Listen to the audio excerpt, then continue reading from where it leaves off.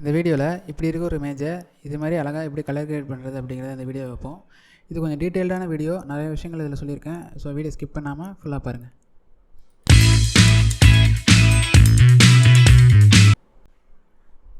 ஒரு image edit பண்ணுறதுக்கு முன்னாடி அந்த இமேஜில் எது மெயின் சப்ஜெக்டோ அதை என்ஹான்ஸ் பண்ணுற மாதிரி தான் நம்ம எடிட் பண்ணணும். அதை விட்டுட்டு தேவையில்லாத அட்ஜஸ்ட்மெண்ட்ஸ்லாம் பண்ணிகிட்டு இருக்கக்கூடாது.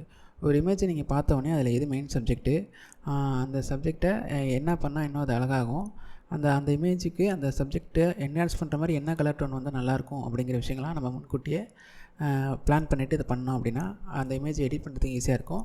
ஒரு கரெக்டான அவுட்புட் வரதுக்கும் நம்ம ஒர்க் பண்ண முடியும்.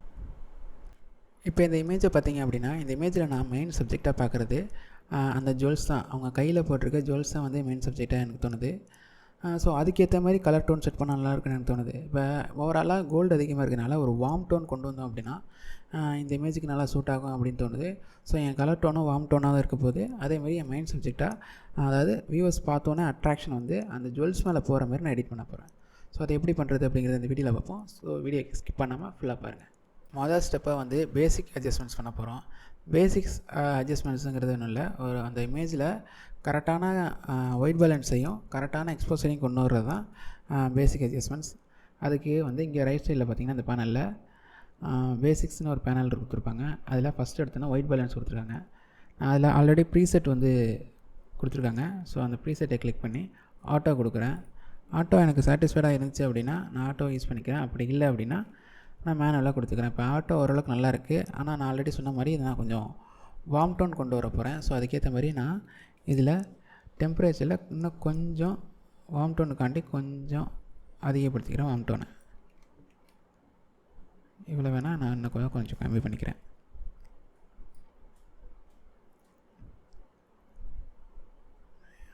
இந்த அளவுக்கு வச்சுக்கிறேன். ஓகே, இப்போ இந்த டோன் கரெக்டாக இருக்குது. ஒயிட் பேலன்ஸ் அது இந்த எல்லோ டோன் ஓகே. அடுத்தது எக்ஸ்போசருக்கு வந்து நான் இந்த எக்ஸ்போசர் ஸ்லைடரை கொஞ்சம் அதிகம் பண்ணுறேன்.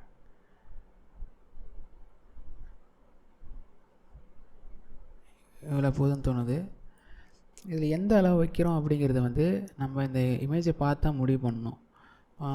அதாவது ரொம்ப ரொம்ப பிரைட்டாகவும் வச்சிடக்கூடாது, ரொம்ப அண்டராகவும் வச்சிடக்கூடாது. கரெக்டாக அந்த இமேஜில் வந்து பிரைட்னஸ்ஸு அது ஹைலைட்டு எல்லாம் ஒரு ப்ராப்பரான லெவலில் இருக்கிற அளவுக்கு வச்சுக்கிட்டால் போதும். ஓகே, இது எனக்கு கரெக்டாக இருக்குது. அடுத்தது கான்ட்ராஸ்ட்டை கொஞ்சம் இது பண்ணிக்கிறேன். கான்ட்ராஸ்ட்டை அதிகம் பண்ணுறப்ப அந்த டார்க்கான ஏரியாவில் இன்னும் டார்க்கான ஆகும். ஸோ அதனால் கொஞ்சம் டெப்த்து கிடைக்கும் நமக்கு. அதனால் கொஞ்சம் வச்சுக்கிறேன். இதெல்லாம் இமேஜை பார்த்துட்டே அட்ஜஸ்ட் பண்ணுங்கள், ரொம்ப பண்ணிடக்கூடாது. அதாவது இது வந்து எடிட் பண்ண மாதிரி தெரியாமல் இருக்கணும். அதுக்கு நம்ம கரெக்டான ஒரு அளவை சூஸ் பண்ணணும். அதுக்கு எப்படின்னா, அது நமக்கு தெரியல ஓரளவுக்கு இது வந்து அதிகமாக போகுது அப்படிங்கிற நமக்கு ஃபீல் ஆகும். அந்த இது வந்துச்சுன்னா நீங்கள் அதை வைக்காதீங்க. ஸோ இது கரெக்டாக இருக்குது அப்படின்னு எனக்கு தோணுது. ஸோ நான் இப்படி வச்சுக்கிறேன். ஹைலைட்டை நான் கொஞ்சம் கம்மி பண்ணிக்கிறேன். ஏன்னா இந்த ஏரியாலாம் பாருங்கள், இந்த ஏரியாலாம் கொஞ்சம் ஹைலைட் அதிகமான மாதிரி இருக்குது.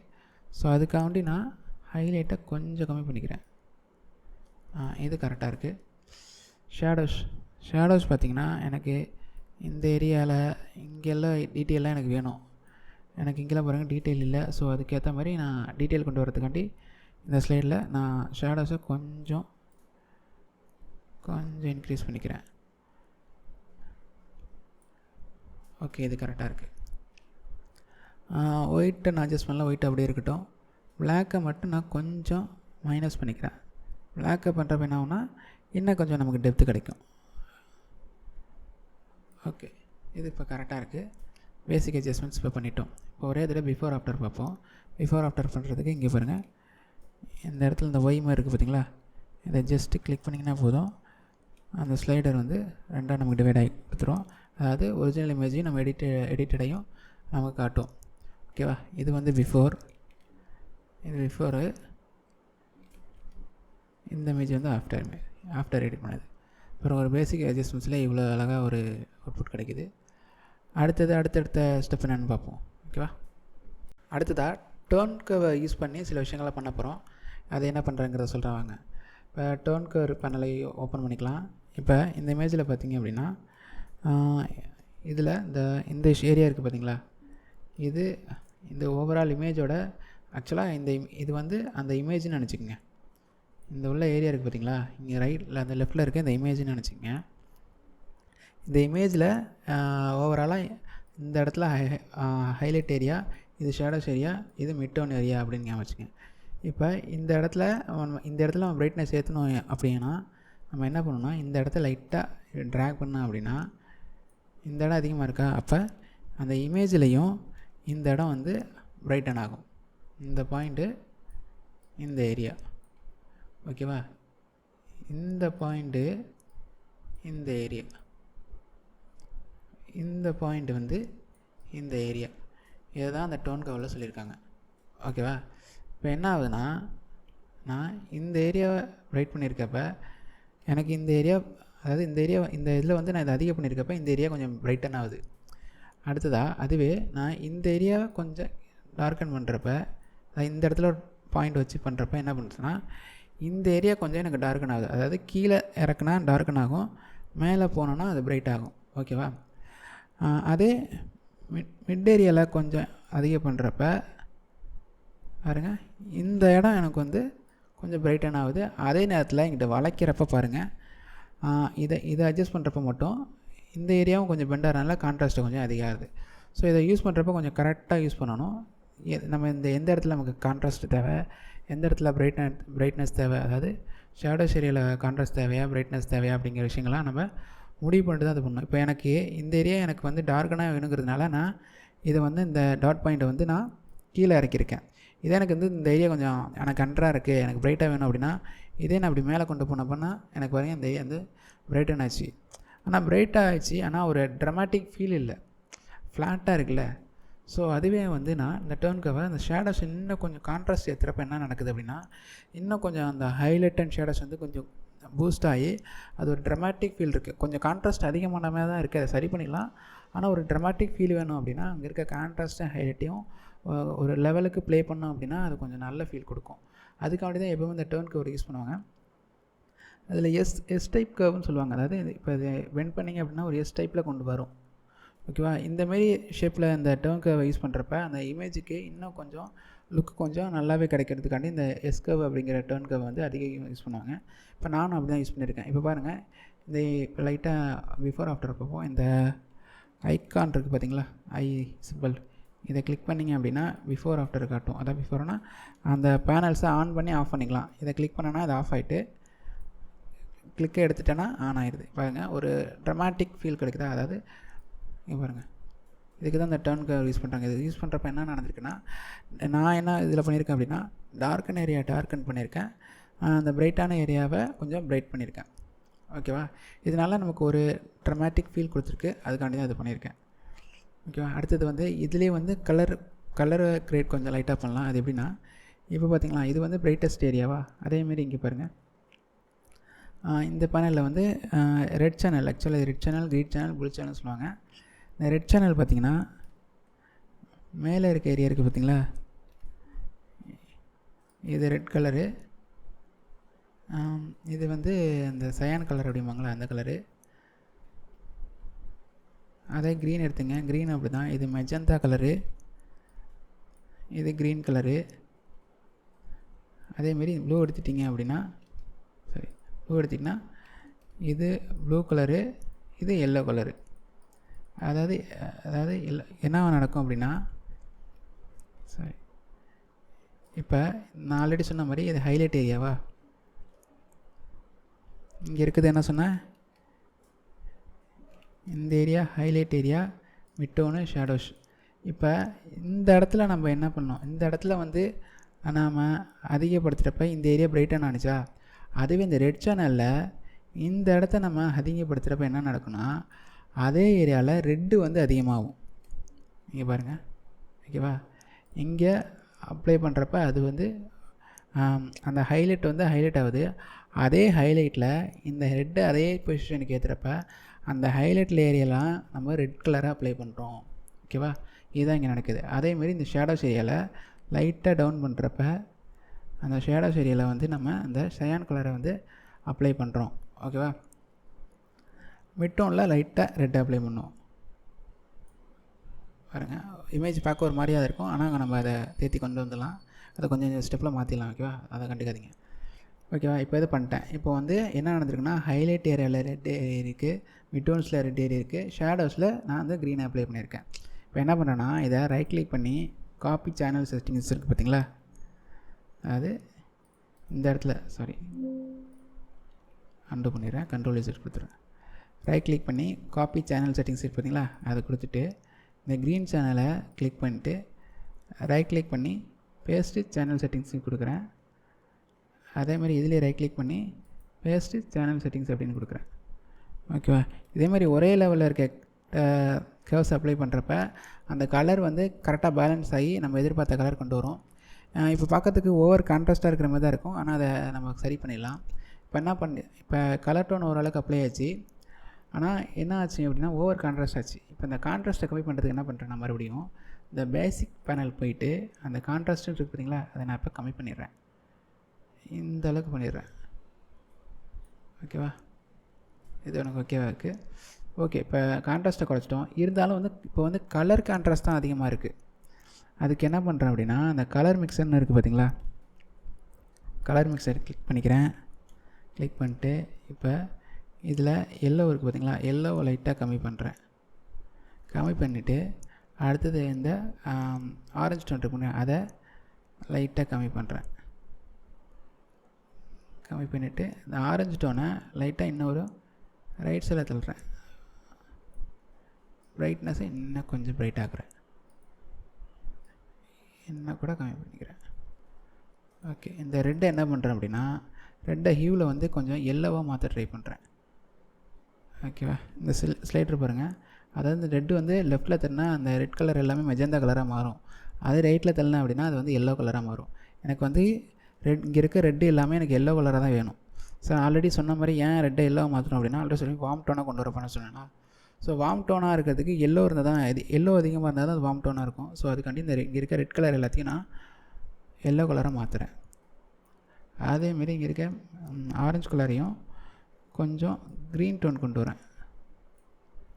லூமினேட்ஸை கொஞ்சம் அதிகம் பண்ணுறப்ப அந்த வளையல் கொஞ்சம் என்ஹான்ஸ் ஆகுது. சேச்சுரேஷன் கொஞ்சம், அதாவது அந்த ஆரஞ்சு அதிகமாக இருக்க மாதிரி இருக்குது. ஸோ அதனால் கொஞ்சம் சேச்சுரேஷன் நான் கம்மி பண்ணிக்கிறேன். எல்லோவையும் நான் கொஞ்சம் கம்மி பண்ணிக்கிறேன். அந்த சாரீ வந்து மெஜந்தா கலராக, ஸோ அந்த மெஜந்தா கிளிக் பண்ணிட்டு அதை கொஞ்சம் மாற்றிக்கிறேன். அதை சேச்சுரேஷன் கூட கொஞ்சம் கம்மி பண்ணிக்கிறேன். ஓகே, இந்த கலரையும் கொஞ்சம் கம்மி பண்ணிக்கிறேன். ஓகே, அடுத்தது என்ன பண்ண போகிறேன் அப்படின்னா, இப்போ இந்த வளையல் இருக்குது பார்த்தீங்களா, அந்த கலரை மட்டும் கொஞ்சம் என்ஹான்ஸ் பண்ண போகிறேன். அதுக்கு என்ன பண்ணேன்னா, பக்கத்துலேயே இங்கே பாருங்கள் பாயிண்ட் கலர்னு ஒன்று இருக்குது பார்த்தீங்களா, அதை கிளிக் பண்ணுங்கள். கிளிக் பண்ணிட்டு இந்த டூல் எடுத்துகிட்டு எதை இந்த கலரை நீங்கள் மாற்றணுமோ அதை செலக்ட் பண்ணுங்கள். ஃபஸ்ட்டு எனக்கு இந்த கலரை மாற்றணும், ஸோ அதை செலக்ட் பண்ணுறேன். செலக்ட் பண்ணோன்னு பாருங்கள், இந்த இடத்துல அந்த கலர் சூஸ் ஆகிடும். இந்த இடத்துல நம்ம என்ன கலர் இங்கே கிளிக் பண்ணோமோ அந்த கலர் இங்கே செலக்ட் ஆகிடுச்சு. இப்போ என்ன பண்ண போகிறேன்னா, அதை நான் கொஞ்சம் மாற்ற போகிறேன்.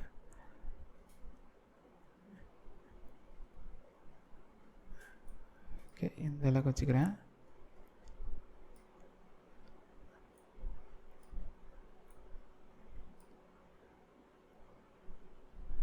ஏன் அப்படி பண்ணுறேன் அப்படின்னா, இப்போ நான் ஆல்ரெடி சொன்ன மாதிரி இங்கே இருக்க நகையை தான் நான் வந்து என்ஹான்ஸ் பண்ண போகிறேன். ஸோ அந்த நகை இருக்க கலர் அதிகமாக இருக்கிறப்ப அது மேலே இன்னும் நமக்கு அட்ராக்ஷன் போகுது. பாருங்கள், ஜூம் அவுட் பண்ணி பார்க்குறேன், இன்னும் கொஞ்சம் அட்ராக்ஷன் போகுது. அதனால அதை பண்ணுறேன். ஓகே, ரொம்ப அதிகமாக இருக்குன்னு தோணுச்சுன்னா நான் கொஞ்சம் அந்த கலரை கம்மி பண்ணிக்கிறேன். ஓகே, இது போதும் தோணுது. இன்னும் கூட ரெட்டை நான் கம்மி பண்ணிக்கிறேன்.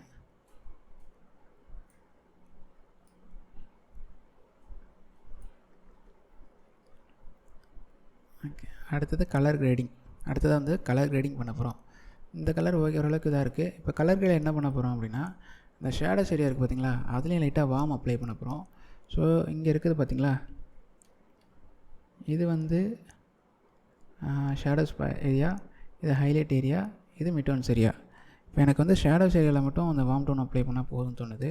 ஸோ என்ன பண்ணுறேன் அப்படின்னா, இந்த ஷேடோஸ் ஏரியாவில் வார்ம் டோன் இங்கே பாருங்கள், எல்லோ கலரில் கட்டுது பாருங்கள், அதை லைட்டாக இந்த அளவுக்கு வச்சுக்கிறேன். பாருங்க, ஓகே, இந்த அளவுக்கு போதும். அடுத்ததாக வந்து கேலிப்ரேஷன். மத்த எந்த டூலும் நான் யூஸ் பண்ண போகிறதில்ல. எனக்கு தேவையான அந்த இமேஜுக்கு என்ன தேவையோ அந்த டூல் மட்டும் தான் யூஸ் பண்ணிகிட்ருக்கேன். அடுத்தது கேலிப்ரேஷன் எதுக்குன்னா, இன்னும் அந்த வார்ம் டோன் எனக்கு பத்தலை. இப்போ பாருங்கள், இந்த ரெட்டு இன்னும் அதிகமாக இருக்கிற மாதிரி இருக்குது. இந்த ஹியூன் இருக்குது பார்த்தீங்களா, அந்த ரெட்டில் அதில் இந்த வார்ம் டோனை இன்னும் கொஞ்சம் அதிகப்படுத்துகிறேன். அதாவது ரெட்டு அதிகமாக இருக்கிறதுனால இங்கே பாருங்கள், இந்த சாரீலாம் பாருங்கள் ரெட்டு இன்னும் கொஞ்சம் அதிகமாகவே இருக்குது அதுங்கன்ட்டு. ஸோ அதை கொஞ்சம் எல்லோவாக மாற்றினா கொஞ்சம் நல்லாயிருக்குன்னு தோணுது. ஸோ அதுக்கேற்ற மாதிரி நான் அதாவது இந்த இமேஜில் இங்கே பாருங்கள், இதுலேயும் ரெட்டில் இந்த சைடு கொண்டு போனீங்க அப்படின்னா அது வந்து மெஜந்தாவாக மாறும். இந்த சைடு கொண்டு போனீங்கன்னா அது எல்லோவாக மாறும். ஸோ இதுக்கேற்ற மாதிரி நான் எல்லோவாக மாற்றிக்கிட்டேன். ஓகே, இவ்வளோ வேணால் நான் கொஞ்சம் கம்மி பண்ணிக்கிறேன். சேச்சுரேஷன் நான் கொஞ்சம் கம்மி பண்ணிக்கிறேன். அடுத்தது க்ரீனை வந்து நான் கொஞ்சம் எல்லோவாக மாற்றிக்கிறேன். ஸோ சாரி, இந்த சைடு கொண்டு போய்க்கிறேன். ஓகே, சேச்சுரேஷனை கம்மி பண்ணிக்கிறேன். ப்ளூவையும் நான் கொஞ்சம் அட்ஜஸ்ட் பண்ணிக்கிறேன்.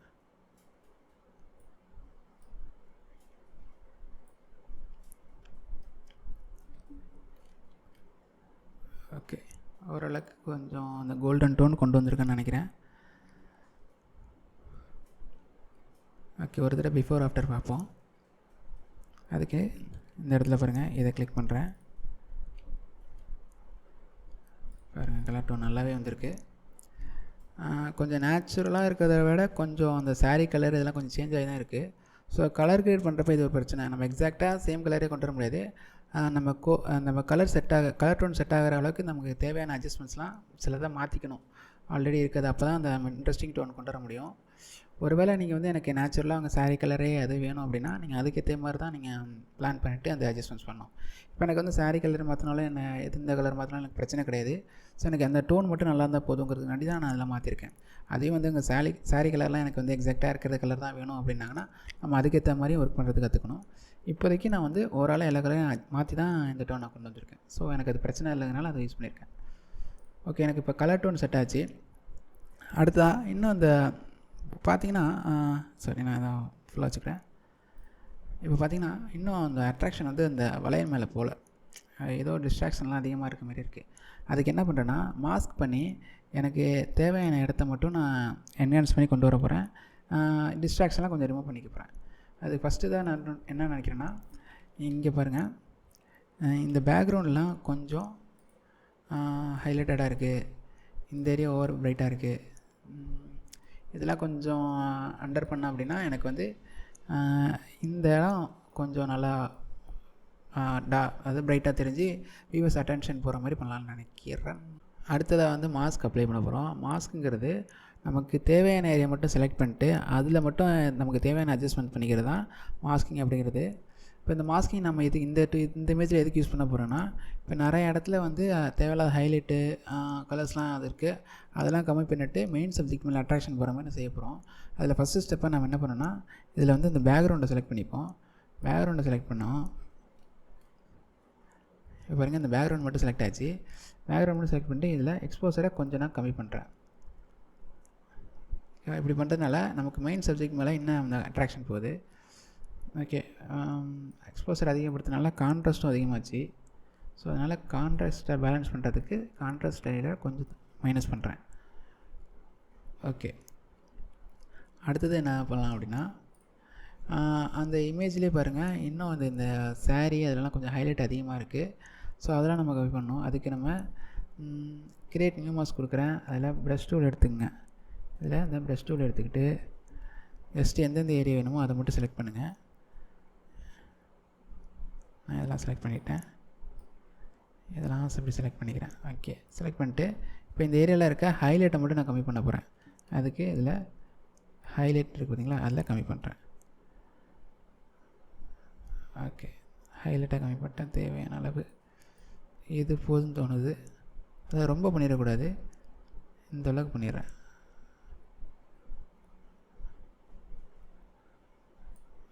ஓகே, இப்போ ஹைலைட் பண்ணிட்டோம். இன்னொரு விஷயம் இப்போ என்ன பண்ணலாம் அப்படின்னா, இந்த சின்ன சின்ன ஹைலைட்லாம் இருக்கும் ஒரு இமேஜில். அதாவது இந்த இடத்துல இந்த ஏரியாவில் உள்ளது, அதை இந்த ஷேப்பு, இந்த ஹைலைட்டை மட்டும் கொஞ்சம் என்ஹான்ஸ் பண்ணால் ஒரு நல்ல ஃபீல் இந்த இமேஜ் கிடைக்குன்னு தோணுது. ஸோ அதுக்கேற்ற மாதிரி நான் அதை பண்ண போகிறேன். ஸோ அதுக்கு அதே மாதிரி தான் மாஸ்க் டூல் எடுத்துக்கிறேன். கிரியேட் நியூ மாஸ்க் கொடுத்து ப்ரஷ் டூல் எடுத்துக்கிட்டு எனக்கு இந்த ஏரியா மட்டும் நான் அப்படி செலக்ட் பண்ணுறேன்.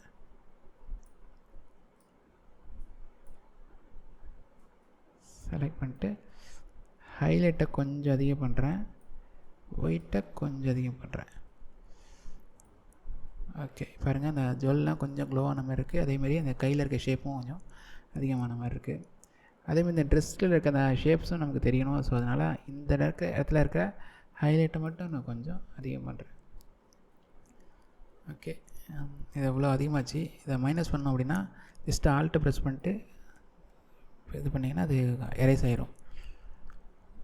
ஓகே, ஓரளவு அந்த மாஸ்கிங் ஓரளவுக்கு பண்ணுறோன்னு நினைக்கிறேன். இந்த மெயின் சப்ஜெக்ட் மேலே நல்ல அட்ராக்ஷன் போகிற மாதிரி நம்ம ரெடி பண்ணியிருக்கோம். இப்போ அடுத்ததாக என்ன பண்ணலாம் அப்படின்னா, இப்போ ஓவராலாக இமேஜ் வந்து ரொம்ப ஷார்ப்பாக ரொம்ப ஹார்டாக இருக்கிற மாதிரி எனக்கு ஃபீல் ஆகுது. அதை குறைக்கிறதுக்கு என்ன பண்ணுறேன் அப்படின்னா, பேசிக்ஸ் பேனல்ஸில் போய்ட்டு இங்கே டெக்ஸ்சர் இருக்குது பார்த்தீங்களா, அதை வந்து நான் மைனஸ் பண்ணுறேன். ஜஸ்ட்டு மைனஸ் பண்ணுறேன், ஸ்லைடரை லெஃப்டில் தள்ளுறேன். மைனஸ் பண்ணேன் அப்படின்னா கொஞ்சம் இமேஜ் வந்து கொஞ்சம் ஸ்மூத்தன் ஆகுது. அதே கிளாரிட்டியும் கொஞ்சம் மைனஸ் பண்ணுறேன். இமேஜ் இன்னும் ஸ்மூத்தன் ஆகி இன்னும் கொஞ்சம் பார்க்க கொஞ்சம் ஃபீலிங்கான ஒரு ஸ்மூத்தான லுக் கொடுக்குது. ஓகே, இது கொஞ்சம் நல்லாயிருக்கு. ஸோ இதுக்கு மேலே என்ன பண்ணலாம் அப்படின்னா, இது மேலே நம்ம கிரெயின்ஸ் கொஞ்சம் அப்ளை பண்ணோம் அப்படின்னா இன்னும் கொஞ்சம் இந்த இமேஜ் நல்லாயிருக்கும். அதுக்கு இந்த எஃபெக்ட் பேனல் போய்க்குங்க. எஃபெக்ட் பேனலில் கிரெயின்ஸ்னு ஒரு ஆப்ஷன் இருக்கும், அதில் கொஞ்சம் அதை அதிகம் பண்ணிக்கோங்க.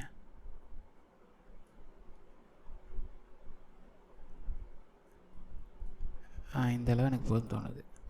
ஓகே, இப்போ ஓவராலாக ஒரு பிஃபோர் ஆஃப்டர் பார்ப்போம்.